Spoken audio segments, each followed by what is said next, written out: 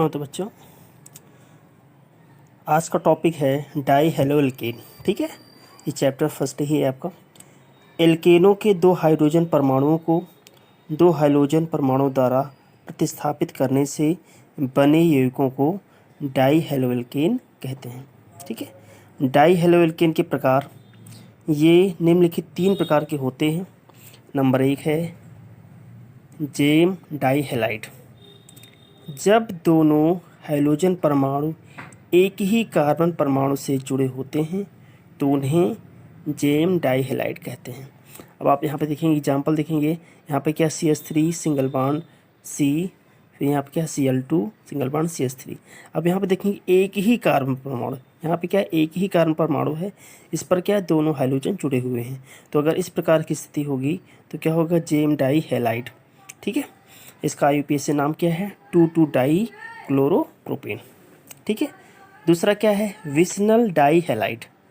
इसमें क्या स्थिति होगी, जब दो हाइड्रोजन परमाणु दो निकटवर्ती कार्बन परमाणु से जुड़े होते हैं वे विसनल डाई हैलाइड कहलाते हैं।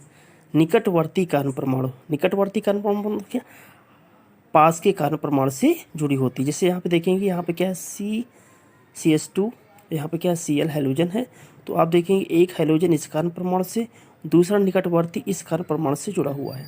ठीक है, इसको मैंने ब्लैक पेन से कर दिया अलग से। ठीक है, यहाँ पर देखेंगे निकटवर्ती कार्बन परमाणु से हाइड्रोजन जुड़े होते हैं। तो यहाँ देखेंगे इस कार्बन से ये हाइड्रोजन और इसका निकटवर्ती कार्बन परमाणु ये है, इससे ये हाइड्रोजन जुड़ा हुआ है। तो इस प्रकार की जो स्थिति होगी इसको हम क्या बोलेंगे, विसनल डाई हैलाइड। नेक्स्ट आप देखेंगे इसका तीसरा part, alpha omega die halide. जब दो हाइड्रोजन परमाणु तीन या अधिक कार्बन परमाणु की श्रृंखला के सिरों के कार्बन से जुड़े होते हैं तो इन्हें अल्फा ओमेगा डाई हैलाइड कहते हैं। यहाँ पर देखिए उदाहरण क्या है, इसमें क्या है, जब दो हाइड्रोजन परमाणु यानी हाइड्रोजन परमाणु संख्या क्या होगी, दो होगी, तीन या अधिक कार्बन परमाणु की श्रृंखला यानी कार्बन परमाणु की जो श्रृंखला होगी उस पर क्या होगा, 3 कार्बन एटलीस्ट होने चाहिए, कम से कम 3 कार्बन।